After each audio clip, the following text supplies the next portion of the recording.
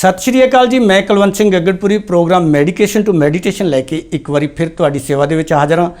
दोस्तों अज कुछ प्रतिक्रमां दे जवाब देवांगे। पिछले प्रोग्राम दे विच मैं गल कीती सी कि डॉक्टर स्वराज सिंह ने अज तो 25-26 साल पहला एक बुक लिखी सी, जिस विच उन्होंने लिखिया सी कि 21वीं सदी दे विच खतरनाक बीमारियां आउणगीਆਂ।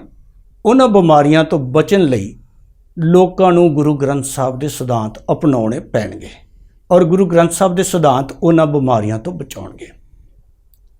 इस ते मेरे एक दोस्त तर्कशील जिन्हां ने 12-15 किताबां लिखियां ने ते बहुत ही विद्वान ने, बहुत सूझवान ने, मैं उन्हां दी बहुत इज्जत करदा। लेकिन उन्हां दा ते मेरा मतभेद शुरू तो ये रहा कि वह रब ते धर्म नूं नहीं मनदे। वो बहुत विद्वान है, वो लोग किसी थां ते पहुँचे हुए ज्ञान दे विच, अगर वो रब ते धर्म नूं नहीं मनदे तां उन्हां दा गुजारा हो जाता, वो जी सकते जीवन नूं। लेकिन आम लोगों वास्ते, साडे वर्गे जिहड़े बहुत ज्ञानी नहीं है, आम लोग सी, साडे वास्ते धर्म बहुत ज़्यादा जरूरी है। मेरे ख्याल च तो सब वास्ते, उन्हां वास्ते भी जरूरी, पर उन्होंने वाली समझ नहीं आई। अगर असीं रब की गल करते कि रब नहीं है तो कोई फर्क नहीं पैंदा, रब नूं कोई फर्क नहीं पैंदा। अगर उन्होंने कह दिए कि रब है या नहीं, वो छोटा वड्डा हुंदा ही नहीं। लेकिन जदों असीं धर्म की गल करते हैं तो आम लोगों वास्ते धर्म बहुत वड्डा सहारा है, जीवन की जाच सिखाउंदा है। तर्कशील वीर ने कहा कि किसी भी धर्म ग्रंथ का सिद्धांत जिहड़ा आ वो किसी बीमारी तो नहीं बचाउंदा, सगों भारत नूं बर्बाद कीता है धार्मिक ग्रंथां दे सिद्धांतां ने। मैं दूजे ग्रंथां की गल तो नहीं करदा, मैं बहुता जानदा भी नहीं, लेकिन भगवत गीता, महागीता ते गुरु ग्रंथ साहब मैं काफ़ी अध्ययन किया। गुरु ग्रंथ साहब ते अष्टावक्र दी गीता ये टोटली साइंटिफिक ने, इन्होंने समझण दी लोड़ है। अगे जाके वो कहते कि तुसी भाणे की गल कीती आ ते भाणा बेवसी का प्रतीक है, उत्थे उन्हां दे समझण च फर्क पिया। मैं हुक्म की गल कीती सी पिछले एपीसोड दे विच, गुरु नानक साहब की गल कीती सी, उत्थे हुक्म की गल कीती सी। गुरु नानक साहब जिहड़े हुक्म की गल करते वो नियम की गल करते हैं कि सृष्टि नियम दे विच चल रही आ, ते जिहड़ा नियम नूं समझ गया, नियम दे विच जीना सीख गया, उहनूं जिंदगी जिउणी आ गई। और ये तुसीं भी मनदे हो कि सृष्टि नियम दे विच चलदी है। मैं ज़्यादा लंबी चौड़ी गल नहीं करांगा अज। मैं इन्ना कहांगा कि सानू अज्ञानी लोगों नूं तां नहीं पता, तुहाडे जिन्ना ज्ञान नहीं है, तुसीं एक थां ते पहुँचे हो लेकिन तुसीं उत्थे रुक गए हो। लेकिन गुरु नानक साहब दे जिहड़े ज्ञान की गल करिए तो जिथे तुहाडा ज्ञान खत्म होंदा उत्थे गुरु नानक साहब का ज्ञान शुरू होंदा। मैं अज मूल मंत्र की गल करांगा, तुहानूं समझ आ जाएगी कि गुरु नानक साहब की सोच साइंस तो भी उपर है, साइंस तो अगे है। साइंस अते अजे उत्थे पहुंची नहीं जिथे गुरु नानक साहब पहुंचे सन। वो कहते हैं एक ओंकार, वो एक परमात्मा परम शक्ति जिन्हों तुसी सुप्रीम पावर कहते हो, उन्होंने अकाल पुरख कहते हैं। ਉਹਦੇ ओंकार नूर दे नाल सारा संसार बनया। बाणी दे विच एक थां ते आउंदा, कीता फसाओ एक कुआओ तिसते होए लख दरियाओ। कुआओ शब्द, एक शब्द दे नाल सारी सृष्टि जिहड़ी आ वो बनी। ते इत्थे जिहड़ी विग्यान की जिहड़ी थ्योरी है वो भी कहती है कि बिग बैंग होया, एक धमाका होया, आवाज़ हुई जिहदे नाल संसार बनया। ते बाणी भी यही गल कहती है। लेकिन मैं जिहड़ी गल गुरु नानक साहब की करदा वो विज्ञान तो किते उपर है। वो कहते हैं भी एक परमात्मा जिहड़ा आ, एक परम शक्ति आ, उहदा नूर वरस रहा सारे सृष्टि के उत्ते, ओंकार नूर के रूप में, ओंकार शब्द के रूप में, जिहदे नाल सारा संसार बनया। अगे जाके कहते सतनाम। हुण नाम नूं लोकां ने वख-वख तरह नाल ले लिया। कोई गुरुआं दा नाम जपन लग गया, कोई सतनाम वाहिगुरू कहन लग गया, कोई देवी देवत्यां दा नाम जपन लग गया। लेकिन जिथे गुरु नानक साहब की गल आउंदी, वो नाम तो गुण। गुरु साहब कहते गुण गावां दिन रात नानक चाओ इहो। हुण जदों असीं किसी बच्चे का नाम रखते हैं ना, तो असीं वो नाम कहते कि इहदे विच एवें ते गुण होण। ਰਾਮਚੰਦਰ ਜੀ ਦੇ ਪਿਤਾ ਨੇ ਰਾਮਚੰਦਰ ਨਾਮ ਇਸ ਲਈ ਰੱਖਿਆ ਕਿ ਇਹਦੇ ਵਿੱਚ ਰੱਬ ਵਰਗੇ ਗੁਣ ਹੋਣ। ਰਾਮ ਮੈਨੇ ਰੱਬ। ਸ਼ੰਕਰ ਨੂੰ ਅਸੀਂ ਸ਼ਿਵ ਜੀ ਕਹਿਣ ਲੱਗੇ ਕਿ ਇਹਦੇ ਵਿੱਚ ਪਰਮਾਤਮਾ ਵਰਗੇ ਗੁਣ ਨੇ। ਇੱਥੇ ਨਾਮ ਗੁਣ ਹੈ। ਸੱਤ ਜਿਹੜਾ ਹੈ ਇੱਥੇ 3 ਕਨਸੈਪਟ ਦੇ ਵਿੱਚ ਆਉਂਦਾ ਹੈ। ਪਹਿਲਾ ਸੱਤ ਸੱਚ। ਉਹ ਕਹਿੰਦੇ ਵੀ ਸੱਚ ਸਿਰਫ ਉਹ ਅਕਾਲ ਪੁਰਖ ਹੈ, ਉਹਦਾ ਨੂਰ ਸੱਚ ਹੈ ਓਂਕਾਰ, ਬਾਕੀ ਤਾਂ ਸਾਰੇ ਉਹਦੇ ਨੂਰ ਨਾਲ ਬਣੀਆਂ ਹੋਈਆਂ ਚੀਜ਼ਾਂ ਨੇ। ਅਸਲ ਸੱਚ ਤਾਂ ਉਹ ਓਂਕਾਰ ਸੱਚ ਹੈ। ਅਗਲਾ ਸੱਚ ਹੈ ਸੱਤ, ਜਿਹੜਾ ਸ਼ਕਤੀ। ਅਸੀਂ ਕਈ ਵਾਰੀ ਕਹਿੰਦੇ ਇਹਦੇ 'ਚ ਸਾਹ ਸੱਤ ਹੀ ਨਹੀਂ ਹੈ, ਕਮਜ਼ੋਰ ਹੈ, ਤਾਂ ਉੱਥੇ ਸੱਤ ਦਾ ਮਤਲਬ ਹੈ ਸ਼ਕਤੀ। ਅਤੇ ਇਹ ਸਾਰੀਆਂ ਸ਼ਕਤੀਆਂ ਸਾਨੂੰ ਓਂਕਾਰ ਨੂਰ ਨਾਲ ਮਿਲਦੀਆਂ। ਜਦੋਂ ਓਂਕਾਰ ਨੂਰ ਦੀ ਕਮੀ ਹੋ ਜਾਂਦੀ ਸਾਡੀਆਂ ਸ਼ਕਤੀਆਂ ਘਟ ਜਾਂਦੀਆਂ। ਤੇ ਤੀਸਰਾ ਸੱਤ ਹੈ ਕਿਰਦਾਰ, ਕਰੈਕਟਰ, ਤੇ ਇਹ ਵੀ ਓਂਕਾਰ ਨੂਰ ਨਾਲ ਮਿਲਦਾ। ਜਿਹਦੇ 'ਚ ਓਂਕਾਰ ਨੂਰ ਪੂਰੀ ਤਰ੍ਹਾਂ ਆ, ਉਹ ਬੰਦਾ ਚਰਿੱਤਰਵਾਨ ਹੋਏਗਾ, ਕਿਉਂਕਿ ਉਹਦੇ ਸਰੀਰ ਦਾ ਬੈਲੈਂਸ, ਉਹਦੇ ਸਰੀਰ ਦੀ ਐਨਰਜੀ ਦਾ ਬੈਲੈਂਸ ਸਹੀ ਹੈ, ਉਹਦੇ 'ਤੇ ਵਿਕਾਰ ਜਿਹੜਾ ਜ਼ੋਰ ਨਹੀਂ ਪਾ ਸਕਦੇ। ਇਹ ਤਿੰਨਾਂ ਸੱਤ ਨੂੰ ਮਿਲਾ ਕੇ ਸਤਨਾਮ, ਇਹ ਸ਼ਕਤੀਆਂ ਜਿਹੜੀਆਂ ਸਾਨੂੰ ਓਂਕਾਰ ਨੂਰ ਤੋਂ ਮਿਲਦੀਆਂ। ਤੇ ਨਾਮ ਦਾ ਮੈਂ ਤੁਹਾਨੂੰ ਦੱਸ ਦਿੱਤਾ ਕਿ ਗੁਣ, ਇਹ ਸਾਰਾ ਜਿਹੜਾ ਮੂਲ ਮੰਤਰ ਹੈ ਇਹ ਗੁਰੂ ਸਾਹਿਬ ਨੇ ਪਰਮਾਤਮਾ ਦੇ ਗੁਣਾਂ ਦਾ ਉਚਾਰਨ ਕੀਤਾ ਆ। ਤਾਂ ਹੀ ਉਹ ਕਹਿੰਦੇ ਕਿ ਗੁਣ ਗਾਵਾਂ ਦਿਨ ਰਾਤ ਨਾਨਕ ਚਾਓ ਇਹੋ। ਤੇ ਸਾਨੂੰ ਮੂਲ ਮੰਤਰ ਦਾ ਪਾਠ ਹਮੇਸ਼ਾ ਕਰਨ ਦੇ ਨਾਲ ਸਾਡੇ ਅੰਦਰ ਉਹ ਗੁਣ ਪੈਦਾ ਹੁੰਦੇ ਆ ਉਸ ਪਰਮਾਤਮਾ ਦੇ। ਅੱਗੇ ਕਹਿੰਦੇ ਨੇ ਕਰਤਾ ਪੁਰਖ। ਉਹ ਪਰਮਾਤਮਾ ਸ੍ਰਿਸ਼ਟੀ ਨੂੰ ਬਣਾਉਣ ਵਾਲਾ, ਨਿਰਮਾਣ ਕਰਤਾ ਆ, ਔਰ ਉਹਨੇ ਬਣਾਇਆ ਕਾਹਦੇ ਨਾਲ? ਓਂਕਾਰ ਨੂਰ ਨਾਲ, ਸ਼ਬਦ ਦੇ ਨਾਲ। ਕਰਤਾ ਪੁਰਖ। ਨਿਰਭਉ, ਉਹ ਨਿਰਭਉ ਜਿਹੜਾ ਆ ਉਹ ਵੀ ਉਹਦਾ ਗੁਣ ਹੈ। ਓਂਕਾਰ ਨੂਰ ਦੇ ਨਾਲ ਸਾਨੂੰ ਉਹ ਗੁਣ ਮਿਲਦਾ।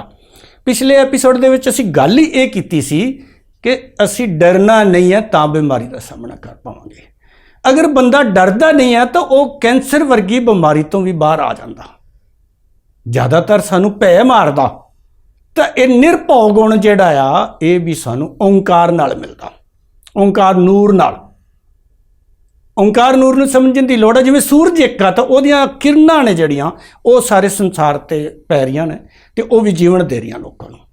ਇਸੇ ਤਰ੍ਹਾਂ ਉਸ ਸੁਪਰੀਮ ਪਾਵਰ ਦਾ ਜਿਹੜਾ ਨੂਰ ਹੈ ਉਹ ਓਂਕਾਰ ਨੂਰ ਜਿਹੜਾ ਵਰਸ ਰਿਹਾ ਲੋਕਾਂ ਦੇ ਉੱਤੇ, ਉਹ ਨਿਰਭਉ ਗੁਣ ਦੇ ਰਿਹਾ ਲੋਕਾਂ ਨੂੰ। ਅਤੇ ਜਦੋਂ ਓਂਕਾਰ ਨੂਰ ਘਟਦਾ ਆ ਤਾਂ ਅਸੀਂ ਡਰਪੋਕ ਹੋ ਜਾਂਦੇ ਹਾਂ, ਸਾਡੇ ਅੰਦਰ ਡਰ ਪੈਦਾ ਹੋ ਜਾਂਦਾ, ਕਿਉਂਕਿ ਅਸੀਂ ਓਂਕਾਰ ਨਾਲੋਂ ਟੁੱਟ ਜਾਂਦੇ ਹਾਂ, ਕੁਦਰਤ ਨਾਲੋਂ ਟੁੱਟ ਜਾਂਦੇ ਹਾਂ। ਨਿਰਵੈਰ, ਨਿਰਵੈਰ ਗੁਣ ਵੀ ਉਸ ਪਰਮਾਤਮਾ ਦਾ ਗੁਣ ਹੈ। ਉਹ ਵੀ ਸਾਨੂੰ ਮਿਲਦਾ ਕਿੱਥੋਂ ਹੈ? ਓਂਕਾਰ ਨੂਰ ਦੇ ਵਿੱਚੋਂ। ਸਾਡੇ ਕਿਸੇ ਨਾਲ ਵੈਰ ਨਹੀਂ ਰਹਿੰਦਾ, ਸਾਰੇ ਸਾਨੂੰ ਚੰਗੇ ਲੱਗਦੇ ਆ। बुरा भला को किसको कहिए सगले जीत मारे। सारे तो उस नूर नाल बने आ। ये तरकशील वीर भी उस नूर नाल बनया, मैं भी, तो एक जड़ा बंदा बिल्कुल अज्ञानी है, बदमाश है, वो भी उस शक्ति नाल ही बनया, पर ਉਹਦੇ ਅੰਦਰੋਂ ਨੂਰ घट गया। ਤੁਹਾਡੇ ਅੰਦਰ है वो अंकार ਨੂਰ है ਜਿਹਦੇ करके ਤੁਹਾਡੇ अंदर ਗਿਆਨ पैदा होया, ਜਿਹੜਾ ਮੇਰੇ ਕੋਲ नहीं है।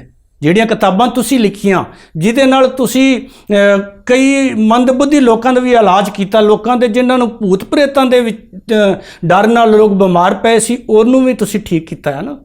ਉਹ ਓਂਕਾਰ ਨੂਰ ਤੁਹਾਡੇ 'ਚ ਮੇਰੇ ਨਾਲੋਂ ਜ਼ਿਆਦਾ ਵੱਧ ਹੈ, ਲੇਕਿਨ ਤੁਸੀਂ ਉਹਨੂੰ ਆਪਣਾ ਗਿਆਨ ਸਮਝ ਬੈਠੇ ਹੋ। ਉਹ ਤੁਹਾਨੂੰ ਉਸ ਅਕਾਲ ਪੁਰਖ ਵੱਲੋਂ ਮਿਲਿਆ ਹੋਇਆ ਓਂਕਾਰ ਨੂਰ ਹੈ, ਉਹ ਤੁਹਾਡੇ 'ਚ ਵੱਧ ਹੈ ਦੂਜੇ ਲੋਕਾਂ ਨਾਲੋਂ। ਇਸ ਕਰਕੇ ਤੁਸੀਂ ਸਾਡੇ ਨਾਲੋਂ ਜ਼ਿਆਦਾ ਗਿਆਨੀ ਹੋ। ਅਸੀਂ ਅੱਜ ਤੱਕ ਕੋਈ ਕਿਤਾਬ ਨਹੀਂ ਲਿਖ ਸਕੇ, ਨਾ ਕੋਈ ਆਪਣੀ ਵਿਜ਼ਨ ਨਹੀਂ ਬਣਾ ਸਕੇ, ਤੇ ਤੁਹਾਡਾ ਸਾਡੇ ਨਾਲੋਂ ਅੱਗੇ ਹੋਣ ਦਾ ਜਿਹੜਾ ਸਾਡੇ ਨੂੰ ਸਿਆਣੇ ਹੋਣਾ ਇਹ ਹੀ ਸਾਬਤ ਕਰਦਾ ਹੈ ਕਿ ਉਹ ਪਰਮਾਤਮਾ ਹੈ। ਨਹੀਂ ਤਾਂ ਸਾਰੇ ਇੱਕੋ ਜਿਹੇ ਹੋਣੇ ਸੀ। ਉਹਦਾ ਨੂਰ ਕਿਤੇ ਕਿਸੇ ਕੋਲ ਵੱਧ ਹੈ, ਕਿਸੇ ਕੋਲ ਘੱਟ ਹੈ, ਕਿਸੇ ਨੇ ਉਹ ਘੱਟ ਲਿਆ ਤੇ ਕਿਸੇ ਕੋਲ ਵੱਧ ਆ ਗਿਆ। ਤੁਹਾਡੇ ਕੋਲ ਉਹ ਸਾਡੇ ਤੋਂ ਜ਼ਿਆਦਾ ਆ। ਲੇਕਿਨ ਜਿਹੜੇ ਪਹੁੰਚੇ ਹੋਏ ਲੋਕ ਨੇ ਉਹਨਾਂ ਦਾ ਜਿਹੜਾ ਨੂਰ ਹੈ ਉਹ ਤੁਹਾਡੇ ਤੋਂ ਕਿਤੇ ਵੱਧ ਹੈ। ਉਹ ਤੁਹਾਡੇ ਤੋਂ ਕਿਤੇ ਵੱਧ ਸਿਆਣੇ ਆ, ਜਿਨ੍ਹਾਂ ਨੇ ਗੁਰੂ ਗ੍ਰੰਥ ਸਾਹਿਬ ਦਾ ਅਧਿਐਨ ਕਰਕੇ ਉਹਦੇ 'ਚੋਂ ਸਿਧਾਂਤਾਂ ਨੂੰ ਸਮਝ ਲਿਆ। ਮੈਨੂੰ ਲੱਗਦਾ ਹੈ ਕਿ ਕਦੇ ਨਾ ਕਦੇ ਤੁਹਾਨੂੰ ਵੀ ਇਹ ਸਮਝ ਆ ਜਾਏਗੀ। ਤੁਸੀਂ ਵੀ ਉੱਥੇ ਜਦੋਂ ਪਹੁੰਚੋਗੇ ਤਾਂ ਫਿਰ ਤੁਹਾਨੂੰ ਲੱਗੇਗਾ ਕਿ ਮੈਂ ਕਿੰਨਾ ਗਲਤ ਸੀ। ਕਦੇ ਮੈਂ ਵੀ ਇੰਝ ਹੀ ਸੋਚਦਾ ਸੀ, ਪਰ ਮੈਂ ਕੁਝ ਲੋਕਾਂ ਕੋਲੋਂ ਜਾ ਕੇ ਜਦੋਂ ਸਮਝਣ ਤੋਂ ਬਾਅਦ ਅਧਿਐਨ ਕੀਤਾ, ਅਧਿਐਨ ਕਰਨ ਤੋਂ ਬਾਅਦ ਮੈਡੀਟੇਸ਼ਨ ਦੇ ਰਾਹੀਂ ਓਂਕਾਰ ਨੂਰ ਨੂੰ ਮਹਿਸੂਸ ਕੀਤਾ, ਤਾਂ ਮੈਨੂੰ ਇਹ ਗੱਲ ਸਮਝ ਆਈ। ਤਾਂ ਫਿਰ ਇਹ ਵੈਰ ਨਹੀਂ ਰਹਿ ਜਾਂਦੇ, ਵੈਰ ਖਤਮ ਹੋ ਜਾਂਦਾ, ਬੁਰਾ ਨਹੀਂ ਲੱਗਦਾ। ਤੁਸੀਂ ਆਲੋਚਨਾ ਕੀਤੀ, ਤੁਸੀਂ ਕਿਸ ਢੰਗ ਨਾਲ ਕੀਤੀ, ਮੈਂ ਉਹਨੂੰ ਬੜੇ ਪੋਜ਼ਿਟਿਵ ਢੰਗ ਨਾਲ ਲੈ ਰਿਹਾ, ਕਿਉਂਕਿ ਮੈਨੂੰ ਸਿੱਖਣ ਨੂੰ ਮਿਲਦਾ। ਜਦੋਂ ਮੈਂ ਅੱਜ ਤੁਹਾਡਾ ਜਵਾਬ ਦੇ ਰਿਹਾ ਤਾਂ ਮੈਨੂੰ ਨਵੀਆਂ ਚੀਜ਼ਾਂ ਸਾਹਮਣੇ ਆ ਰਹੀਆਂ। ਇੱਥੇ ਨਿਰਵੈਰ ਦੀ ਗੱਲ ਜਿੱਥੇ ਆ ਰਹੀ ਆ, ਇੱਥੇ ਕਲਕੱਤੇ ਦੇ ਵਿੱਚ ਇੱਕ ਸੰਤ ਹੋਇਆ, ਰਾਮ ਕ੍ਰਿਸ਼ਨ ਪਰਮਹੰਸ, ਇੱਕ ਸੰਤ ਹੋਇਆ ਬੰਗਾਲ ਦੇ ਵਿੱਚ। ਉੱਥੇ ਇੱਕ ਤਰਕਸ਼ੀਲ ਹੋਇਆ ਕੇਸ਼ਵ ਚੰਦਰ, ਤੇ ਲੋਕਾਂ ਨੇ ਬੜਾ ਇਕੱਠ ਕਰਾ ਕੇ ਕੇਸ਼ਵ ਚੰਦਰ ਤੇ ਰਾਮ ਕ੍ਰਿਸ਼ਨ ਪਰਮਹੰਸ ਦੀ ਬਹਿਸ ਕਰਾਤੀ। ਮਸਲਾ ਇਹ ਰੱਖਿਆ ਕਿ ਰੱਬ ਹੈ ਜਾਂ ਨਹੀਂ। ਕਹਿੰਦੇ ਵੀ ਪਹਿਲਾਂ ਕੇਸ਼ਵ ਚੰਦਰ ਬੋਲਣਗੇ ਤਾਂ ਉਹਦਾ ਜਵਾਬ ਦੇਣਗੇ ਰਾਮ ਕ੍ਰਿਸ਼ਨ ਪਰਮਹੰਸ। ਕੇਸ਼ਵ ਚੰਦਰ ਨੇ 1.5-2 ਘੰਟੇ ਲੈਕਚਰ ਦਿੱਤਾ ਕਿ ਸ੍ਰਿਸ਼ਟੀ ਕਿਵੇਂ ਬਣੀ ਆ, ਕਿਵੇਂ ਬੀਜ ਜਿਹੜਾ ਧਰਤੀ 'ਚ ਹੁੰਦਾ ਆ ਉਹ ਬੂਟਾ ਬਣਦਾ, ਉਹਨੂੰ ਫਲ ਕਿੱਥੋਂ ਲੱਗਦੇ, ਸਾਰੀ ਸਾਇੰਟੀਫਿਕ ਗੱਲਾਂ ਜਿਹੜੀਆਂ ਉਹਨੇ ਦੱਸੀਆਂ। ਬੱਚਾ ਕਿਵੇਂ ਪੈਦਾ ਹੁੰਦਾ, ਬੱਚਾ ਕਿਵੇਂ ਵੱਡਾ ਹੁੰਦਾ, ਕਿਵੇਂ ਮਰਦਾ, ਕੀ ਹੁੰਦਾ, ਸਾਰਾ ਕੁਝ ਉਹ ਦੱਸਦਾ ਰਿਹਾ। ਉਹ ਵਿੱਚ ਦੀ ਉੱਠ ਕੇ ਕੇਸ਼ਵ ਚੰਦਰ ਪੰਡਿਤ ਜਿਹੜਾ ਮਾਫ ਕਰਨਾ ਰਾਮ ਕ੍ਰਿਸ਼ਨ ਪਰਮਹੰਸ, ਉਹ ਉੱਠਦੇ ਤੇ ਕੇਸ਼ਵ ਚੰਦਰ ਨੂੰ ਉੱਠ ਕੇ ਚੁੰਮ ਲੈਂਦੇ ਤੇ ਕਹਿੰਦੇ ਵਾਹ ਵਾਹ ਕੀ ਬਾਤ ਹੈ, ਕਿੰਨੇ ਗਿਆਨੀ ਹੋ ਤੁਸੀਂ। ਜਦੋਂ 1.5-2 ਘੰਟੇ ਦਾ ਜਿਹੜਾ ਲੈਕਚਰ ਖਤਮ ਹੋਇਆ ਤਾਂ ਉਹ ਬੈਠ ਕੇ ਤੇ ਕਹਿੰਦੇ ਚਲੋ ਜੀ ਰਾਮ ਕ੍ਰਿਸ਼ਨ ਜੀ ਤੁਸੀਂ ਜਵਾਬ ਦਿਓ। ਉਹ ਕਹਿੰਦੇ ਜੀ ਇਦੋਂ ਪਹਿਲਾਂ ਮੈਨੂੰ ਵੀ ਭੁਲੇਖਾ ਸੀ ਕਿ ਰੱਬ ਹੈ ਕਿ ਨਹੀਂ ਹੈ, ਮੈਂ ਸੁਣਿਆ ਸੀ ਵੀ ਰੱਬ ਹੈ, ਪਰ ਅੱਜ ਪੱਕਾ ਹੋ ਗਿਆ ਕਿ ਰੱਬ ਹੈ। ਉਹ ਕਹਿੰਦੇ ਵੀ ਕਿਵੇਂ? ਕਹਿੰਦੇ ਦੇਖੋ ਜਿੰਨੀਆਂ ਗੱਲਾਂ ਇਹਨਾਂ ਨੇ ਦੱਸੀਆਂ ਸਾਨੂੰ ਤਾਂ ਪਤਾ ਹੀ ਨਹੀਂ, ਇਹਨਾਂ ਨਾ ਗਿਆਨ ਹੈ ਨਾ ਗਿਆਨ, ਤੇ ਅਸੀਂ ਜਿਹੜੇ ਪਸ਼ੂਆਂ ਵਰਗੇ ਸਾਨੂੰ ਪਤਾ ਹੀ ਕੁਛ ਨਹੀਂ, ਬਸ ਇੱਥੇ ਹੀ ਹੈ ਵੀ ਰੱਬ ਹੈ। ਇਹਨਾਂ ਨੂੰ ਪ੍ਰਮਾਤਮਾ ਨੇ ਕਿੰਨਾ ਗਿਆਨ ਦਿੱਤਾ ਤੇ ਸਾਡੇ ਕੋਲ ਉਹ ਗਿਆਨ ਹੈ ਹੀ ਨਹੀਂ। ਇਸ ਕਰਕੇ ਵੀਰ ਜੀ ਤੁਸੀਂ ਸੱਚਮੁੱਚ ਕਿਸੇ ਥਾਂ ਤੇ ਪਹੁੰਚੋ, ਪਰ ਅਗਰ ਤੁਸੀਂ ਗੁਰੂ ਨਾਨਕ ਸਾਹਿਬ ਨੂੰ ਸਮਝ ਲਓਗੇ ਤਾਂ ਇਸ ਤੋਂ ਅੱਗੇ ਨਿਕਲ ਜਾਓਗੇ। ਅਗਲਾ ਗੁਣ ਹੈ ਅਕਾਲ ਮੂਰਤ। ਉਹ ਪ੍ਰਮਾਤਮਾ ਜਿਹੜਾ ਉਹ ਬਿਯੋਂਡ ਦਾ ਟਾਈਮ ਹੈ, ਇਹ ਉਹਦਾ ਗੁਣ ਹੈ, ਉਹ ਸਮੇਂ 'ਚ ਨਹੀਂ ਹੈ। ਉਹ ਜਿਹੜੀ ਸ਼ਕਤੀ ਹੈ ਸੁਪਰੀਮ ਪਾਵਰ, ਉਹ ਬਿਯੋਂਡ ਦਾ ਟਾਈਮ ਹੈ, ਨਾ ਉਹ ਜੰਮਦੀ ਹੈ ਨਾ ਮਰਦੀ ਹੈ, ਨਾ ਵੱਡੀ ਹੁੰਦੀ ਹੈ ਨਾ ਛੋਟੀ ਹੁੰਦੀ ਹੈ, ਹਮੇਸ਼ਾ ਉਹ ਇੱਕੋ ਤਰ੍ਹਾਂ ਦੀ ਆ। ਅਕਾਲ ਮੂਰਤ ਹੈ ਉਹ। ਤੇ ਉਹਦਾ ਜਿਹੜਾ ਨੂਰ ਹੈ ਨਾ ਉਹ ਵੀ ਅਕਾਲ ਮੂਰਤ ਹੈ, ਤੇ ਜਿਹੜੀਆਂ ਉਹਦੇ ਨਾਲ ਬਣੀਆਂ ਚੀਜ਼ਾਂ ਨੇ ਉਹ ਆਪਣੇ ਰੂਪ ਬਦਲਦੀਆਂ, ਉਹ ਵੀ ਅਕਾਲ ਮੂਰਤ ਨੇ। ਅਸੀਂ ਵੀ ਅਕਾਲ ਮੂਰਤ, ਅਸੀਂ ਸਰੀਰ ਨਹੀਂ ਹਾਂ, ਅਸੀਂ ਆਤਮਾ ਆ। ਆਤਮਾ ਅਕਾਲ ਮੂਰਤ ਹੈ। ਅਗਲਾ ਸ਼ਬਦ ਹੈ ਅਜੋਨੀ। ਉਹ ਪ੍ਰਮਾਤਮਾ ਦਾ ਗੁਣ ਹੈ ਕਿ ਉਹ ਜੋਨੀਆਂ 'ਚ ਨਹੀਂ ਆਉਂਦਾ, ਜਨਮ ਨਹੀਂ ਲੈਂਦਾ, ਲੇਕਿਨ ਸਾਰੀਆਂ ਜੋਨੀਆਂ ਉਹਦੇ ਓਂਕਾਰ ਨੂਰ ਨਾਲ ਪੈਦਾ ਹੁੰਦੀਆਂ ਨੇ, ਉਹਦੇ ਓਂਕਾਰ ਨੂਰ ਨਾਲ ਪੈਦਾ ਹੁੰਦੀਆਂ, ਪਰ ਉਹ ਆਪ ਅਜੂਨੀ ਰਹਿੰਦਾ, ਆਪ ਨਾ ਜੰਮਦਾ ਨਾ ਮਰਦਾ। ਸੈਭੰ, ਉਹ ਆਪਣੇ ਆਪ ਵਿੱਚ ਹੈ, ਸਾਰੇ ਸੰਸਾਰ ਨੂੰ ਓਂਕਾਰ ਨੂਰ ਨਾਲ ਬਣਾ ਰਿਹਾ, ਪਰ ਹੈ ਆਪਣੇ ਆਪ, ਉਹਨੂੰ ਕਿਸੇ ਨੇ ਨਹੀਂ ਬਣਾਇਆ। ਉਹ ਸ਼ਕਤੀ ਜਿਹੜੀ ਉਹ ਆਪਣੇ ਆਪ ਹੀ ਹੈ, ਜਿਹਨੂੰ ਤੁਸੀਂ ਸੁਪਰੀਮ ਪਾਵਰ ਕਹਿੰਦੇ ਹੋ, ਤੇ ਗੁਰੂ ਨਾਨਕ ਸਾਹਿਬ ਜੀ ਪਰਮਾਤਮਾ ਜਾਂ ਅਕਾਲ ਪੁਰਖ ਕਹਿੰਦੇ ਨੇ। ਉਹ ਆਪਣੇ ਆਪ ਵਿੱਚ ਹੈ। ਸੈਭੰ। ਅਗਲਾ ਗੁਣ ਹੈ, ਅਗਲੀ ਗੱਲ ਹੈ ਗੁਰ ਪ੍ਰਸਾਦ। ਇਹਨਾਂ ਗੁਣਾਂ ਨੂੰ ਸਮਝਿਆ ਜਾ ਸਕਦਾ ਹੈ ਗੁਰੂ ਦੀ ਕਿਰਪਾ ਦੇ ਨਾਲ। ਜਿਹੜੇ ਇਹ ਪ੍ਰਮਾਤਮਾ ਦੇ ਗੁਣ ਸਾਨੂੰ ਮਿਲਦੇ ਨੇ, ਇਹ ਗੁਰੂ ਦੀ ਕਿਰਪਾ ਨਾਲ ਮਿਲਦੇ। ਗੁਰ ਪ੍ਰਸਾਦ ਸ਼ਬਦ ਤੇ ਫਿਰ ਜਪ ਵੀ ਇਹਨਾਂ ਨੂੰ ਵਾਰ-ਵਾਰ ਦੁਹਰਾਉਂਦਾ ਰਹੇ ਤਾਂ ਤੇਰੇ ਅੰਦਰ ਇਹ ਗੁਣ ਪੈਦਾ ਹੋ ਜਾਣ। ਕਿਹਨੂੰ ਦੁਹਰਾਉਂਦਾ ਰਹੇ? ਇਸ ਮੂਲ ਮੰਤਰ ਨੂੰ। ਜਦੋਂ ਅਸੀਂ ਇਹਨੂੰ ਇੰਜ ਸਮਝ ਕੇ ਦੁਹਰਾਉਂਦੇ ਹਾਂ ਤਾਂ ਇਹ ਪ੍ਰਮਾਤਮਾ ਦੇ ਸਾਰੇ ਗੁਣ ਸਾਡੇ ਅੰਦਰ ਆ ਜਾਂਦੇ ਨੇ। ਜਦੋਂ ਇਹ ਸਾਰੇ ਗੁਣ ਸਾਡੇ ਅੰਦਰ ਆ ਜਾਂਦੇ ਆ ਜਿਹੜੇ ਮੈਂ ਹੁਣੇ ਗੱਲ ਕਰਕੇ ਹਟਿਆ, ਇਹ ਮੈਂ ਹੋ ਸਕਦਾ ਕਿ ਵਿਆਖਿਆ ਜਿਹੜੀ ਮੈਂ ਕੀਤੀ ਆ ਇਹਦੇ ਤੇ ਕਈ ਕਿੰਤੂ ਪਰੰਤੂ ਕਰਨ, ਜਿੰਨੀ ਮੈਨੂੰ ਸਮਝ ਮੈਂ ਆਈ ਆ ਮੈਂ ਕੀਤੀ। ਪਹਿਲਾਂ ਹੀ ਮੈਂ ਮਾਫੀ ਮੰਗ ਲੈਣਾ। ਅੱਜ ਤਰਕਸ਼ੀਲ ਦਾ ਪ੍ਰਤੀਕਰਮ ਆਇਆ, ਕੱਲ ਨੂੰ ਕਿਸੇ ਕੱਟੜ ਧਾਰਮਿਕ ਬੰਦੇ ਦਾ ਵੀ ਆ ਸਕਦਾ ਕਿ ਮੈਂ ਵਿਆਖਿਆ ਗਲਤ ਕੀਤੀ ਹੈ, ਪਰ ਇਹ ਮੇਰੀ ਬੁੱਧੀ ਦੇ ਨਾਲ ਹੈ, ਜੋ ਮੈਨੂੰ ਸਮਝ ਆਈ ਮੈਂ ਉਹ ਕੀਤੀ ਆ। ਹੋ ਸਕਦਾ ਮੈਂ ਗਲਤ ਵੀ ਕਿਤੇ ਬੋਲ ਗਿਆ ਵਾਂ, ਉਹਦੇ ਲਈ ਮੈਂ ਪਹਿਲਾਂ ਹੀ ਮਾਫੀ ਮੰਗ ਲੈਣਾ। ਜੇਕਰ ਇਹ ਗੁਣ ਅਸੀਂ ਆਪਣੇ ਅੰਦਰ ਪੈਦਾ ਕਰ ਲਏ ਜਿਹੜੇ ਗੁਰੂ ਨਾਨਕ ਸਾਹਿਬ ਸਾਨੂੰ ਦੇ ਕੇ ਗਏ ਆ, ਤਾਂ ਬਿਮਾਰੀ ਨਾਮ ਦੀ ਚੀਜ਼ ਤੁਹਾਡੇ ਨੇੜੇ ਵੀ ਨਹੀਂ ਆ ਸਕਦੀ, ਕਿਉਂਕਿ ਜਿਹੜੀਆਂ ਓਂਕਾਰ ਨੂਰ ਨਾਲ ਸ਼ਕਤੀਆਂ ਸਾਨੂੰ ਕੁਦਰਤ ਤੋਂ ਮਿਲਦੀਆਂ ਉਹ ਆਟੋਮੈਟਿਕ ਮਿਲ ਰਹੀਆਂ। ਬਿਮਾਰੀ ਕਿੱਥੇ ਲੱਗਦੀ? ਜਦੋਂ ਕੋਈ ਡੈਫੀਸ਼ੀਐਂਸੀ ਹੁੰਦੀ ਆ, ਜਿਹੜੀਆਂ ਸ਼ਕਤੀਆਂ ਦੀ ਕਮੀ ਹੁੰਦੀ ਸਾਡੇ ਅੰਦਰ, ਤਾਂ ਬਿਮਾਰੀ ਲੱਗਦੀ। ਤੇ ਜਦੋਂ ਅਸੀਂ ਉਹਦੇ ਗੁਣ ਗਾ ਕੇ ਮੂਲ ਮੰਤਰ ਦੇ ਨਾਲ ਉਹ ਸ਼ਕਤੀਆਂ ਪੂਰੀਆਂ ਕਰਦੇ ਰਹਿੰਦੇ ਆ, ਤੇ ਸਾਨੂੰ ਦਵਾਈਆਂ ਦੀ ਵੀ ਲੋੜ ਨਹੀਂ ਪੈਂਦੀ। ਇਸੇ ਕਰਕੇ ਪ੍ਰੋਗਰਾਮ ਦਾ ਨਾਂ ਰੱਖਿਆ ਮੈਡੀਕੇਸ਼ਨ ਟੂ ਮੈਡੀਟੇਸ਼ਨ। ਫਿਰ ਤੁਸੀਂ ਕਿਹਾ ਕਿ ਭਾਣਾ ਬੇਵਸੀ ਦਾ ਪ੍ਰਤੀਕ ਹੈ। ਭਾਣਾ ਸਭ ਥਾਂ ਤੇ ਬੇਵਸੀ ਦਾ ਪ੍ਰਤੀਕ ਨਹੀਂ ਹੁੰਦਾ। ਭਾਣਾ ਜਿਹੜਾ ਜਦੋਂ ਅਸੀਂ ਕੁਦਰਤ ਨੂੰ ਸਵੀਕਾਰ ਕਰਦੇ ਹਾਂ, ਜਦੋਂ ਅਸੀਂ ਕੁਦਰਤ ਦੇ ਹੁਕਮ ਚੋਂ ਬਾਹਰ ਨਿਕਲ ਕੇ ਆਪਣੀ ਮਰਜ਼ੀ ਕਰਦੇ ਹਾਂ ਨਾ, ਉਹ ਭਾਣੇ ਚੋਂ ਬਾਹਰ ਜਾਣ ਵਾਲੀ ਗੱਲ ਹੁੰਦੀ ਆ। ਉਹ ਹੁਕਮ ਚੋਂ ਬਾਹਰ ਜਾਣ ਵਾਲੀ ਗੱਲ ਹੁੰਦੀ ਆ। ਅਸੀਂ ਉਹਦੇ ਹੁਕਮ ਦੇ ਵਿੱਚ ਜੀਣਾ ਸਿੱਖ ਲਈਏ, ਉਹਦੇ ਹੁਕਮ ਦੇ ਉਹਦੇ ਨਿਯਮ ਦੇ ਵਿੱਚ ਜੀਣਾ ਸਿੱਖ ਲਈਏ। ਗੁਰੂ ਨਾਨਕ ਸਾਹਿਬ ਤਾਂ ਇਹ ਕਹਿੰਦੇ ਨੇ ਕਿ ਤੁਸੀਂ ਹੁਕਮੇ ਅੰਦਰ ਸਭ ਕੋ ਬਾਹਰ ਹੁਕਮ ਨਾ ਕੋਏ, ਨਾਨਕ ਹੁਕਮੇ ਜੇ ਬੁਝੇ ਤਾਂ ਹਉਮੈ ਕਹੇ ਨਾ ਕੋਈ। ਜਿਹੜੀ ਆ ਹਉਮੈ ਤਰਕਸ਼ੀਲ ਵੀਰਾਂ ਨੂੰ ਆਪਣੇ ਗਿਆਨ ਦੀ ਹਉਮੈ ਆ, ਫਿਰ ਉਹ ਵੀ ਖਤਮ ਹੋ ਜਾਂਦੀ ਆ, ਕਿਉਂਕਿ ਹਉਮੈ ਆਉਂਦੀ ਉਦੋਂ ਆ ਜਦੋਂ ਅਸੀਂ ਨਿਯਮ ਦੇ ਵਿੱਚ ਨਹੀਂ ਆ। ਅਸੀਂ ਆਪਣੇ ਨਿਯਮ ਬਣਾਉਣੇ ਸ਼ੁਰੂ ਕਰ ਦਿੰਦੇ ਆ। ਹੁਣ ਜ਼ਿਆਦਾਤਰ ਡੇਰਿਆਂ ਵਾਲੇ ਨੇ ਆਪਣੇ ਨਿਯਮ ਬਣਾ ਲਏ। ਮੈਂ ਡੇਰਿਆਂ ਵਾਲਿਆਂ ਦੀ ਬੁਰਾਈ ਨਹੀਂ ਕਰਦਾ, ਕਈ ਡੇਰਿਆਂ ਦੇ ਵਿੱਚ ਡੇਰੇ ਪਾ ਕੇ ਵੀ ਜਿਹੜੇ ਸਿਧਾਂਤਾਂ ਦੀ ਗੱਲ ਕਰ ਰਹੇ ਨੇ, ਚੰਗੀ ਗੱਲ ਕਰ ਰਹੇ ਹੋਣਗੇ। ਕੋਈ ਗੁਰੂ ਨਾਨਕ ਸਾਹਿਬ ਦੇ ਜਿਹੜੇ ਸਿਧਾਂਤ ਹੈ, ਜਿਹੜੇ ਗੁਰੂ ਗ੍ਰੰਥ ਸਾਹਿਬ ਦੇ ਸਿਧਾਂਤ ਆ, ਜਾਂ ਜਿਹੜੇ ਗੁਣ ਪਰਮਾਤਮਾ ਨੇ ਉਹਨਾਂ ਦੀ ਗੱਲ ਕਰ ਰਹੇ ਹੋਣਗੇ। ਪਰ ਕਈ ਡੇਰੇਦਾਰਾਂ ਨੇ ਆਪਣੇ ਸਿਧਾਂਤ ਅੱਡ ਬਣਾ ਲਏ, ਆਪਣੇ ਨਿਯਮ ਬਣਾ ਲਏ, ਜਿੱਥੇ ਜਾ ਕੇ ਸਾਨੂੰ ਮਾਰ ਪੈਂਦੀ ਆ।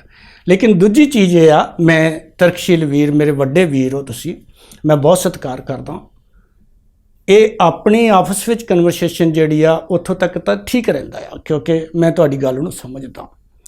ਲੇਕਿਨ ਜਦੋਂ ਅਸੀਂ ਆਮ ਲੋਕਾਂ ਨੂੰ ਗੱਲ ਕਰਦੇ ਤਾਂ ਉਹ ਗੁੰਮਰਾਹ ਹੁੰਦੇ ਆ, ਧਰਮ ਨਾਲੋਂ ਟੁੱਟਦੇ ਆ।